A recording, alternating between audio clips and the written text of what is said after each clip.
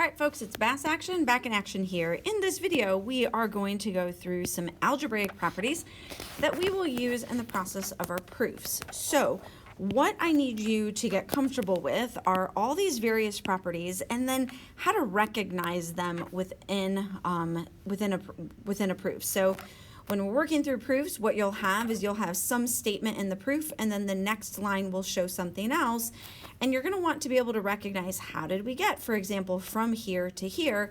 And that's what I'm going to talk about in this video so that then you'll be able to do our proofs. So this first one is really actually kind of a wonky little one that we don't really use so much in this chapter. This one is primarily actually going to pop up in our chapter 4. Okay, so this is going to come back in chapter 4 and it's called our reflexive property. And the way that this is going to look in a proof is if I look at these two triangles, I notice that I have a triangle on the left and I have a triangle on the right. And the two triangles here both share this side AB. And when we get to chapter 4, what this is going to look like is, let's say an AB is going to be congruent to AB. Okay, so what you will be thinking in your mind is that it's the exact same expression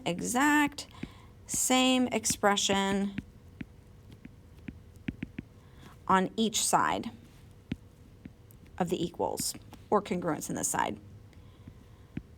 Each side, I'm going to say, of the equation, okay? So both sides of the equation look exactly the same.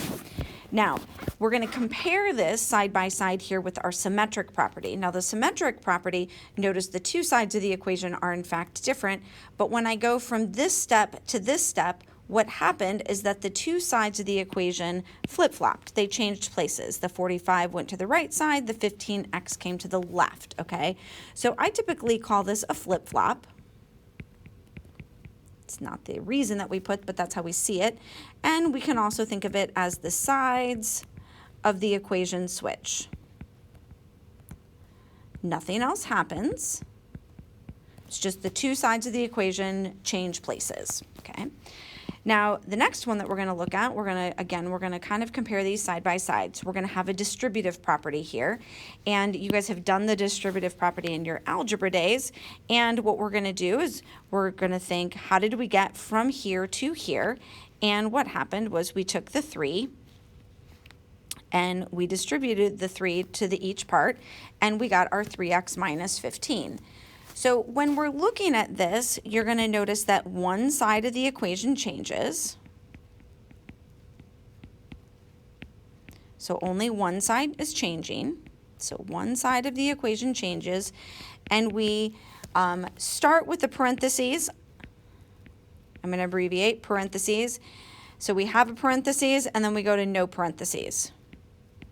Okay, so you start the problem with parentheses and then in the next line the parentheses are gone.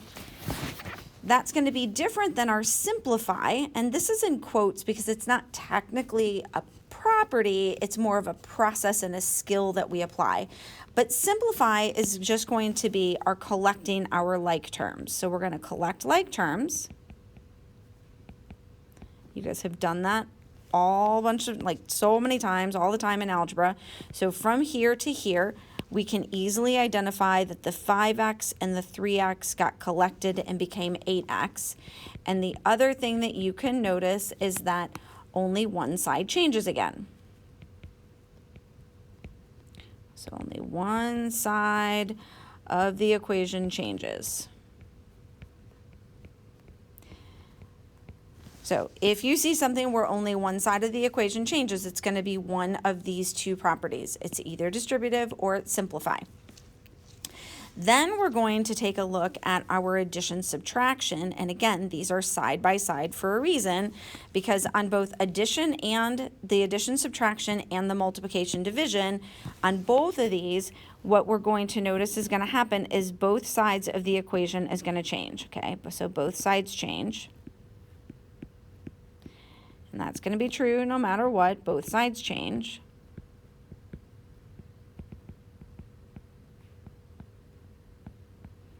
Okay, so if you're looking at a problem and from one step to the next, both sides of the equation. I had 3x plus 5, and now I have 3x. I had a 9, and I have a 4. So both sides of the equation are changing. Or over here, 15x to x and 45 to 3. Again, both sides of the equation changed. Now, for it to be addition subtraction, you should be able to clearly identify, okay, so we're going to be able, so we can identify, okay, so we can identify what was added or subtracted.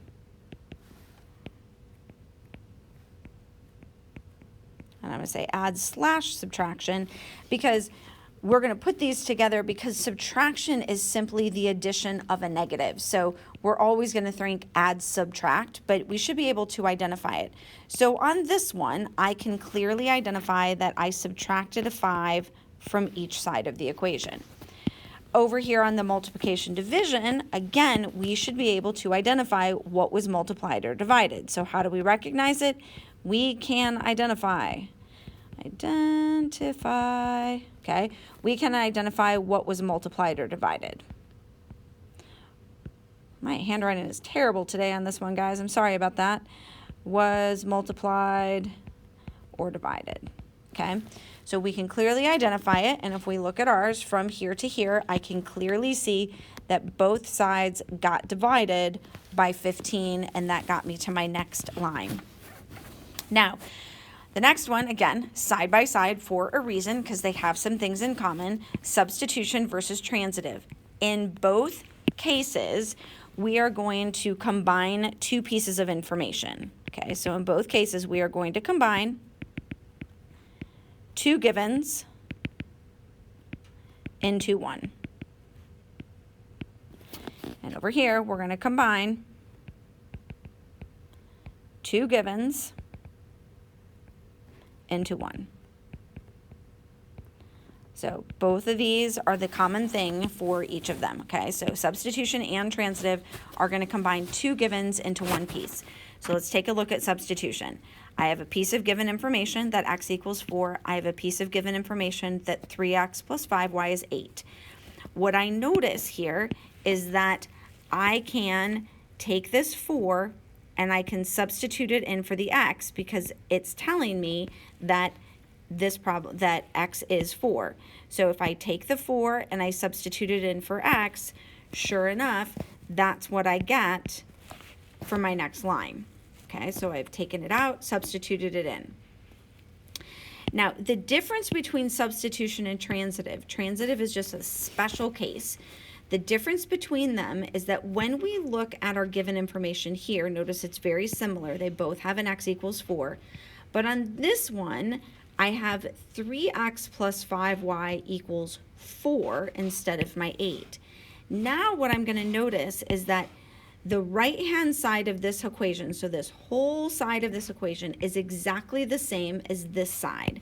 So if these two things match perfectly, okay, we can essentially mark them out, they go away, and what is left over is what our next step is, okay? It absolutely must be the entire side of one equation matches the entire side of another equation. And that would be our transitive. So we're going to practice with that more in class, and there'll be a question here on the Ed Puzzle for those of you who are doing an Ed Puzzle for my class over the substitution and transitive.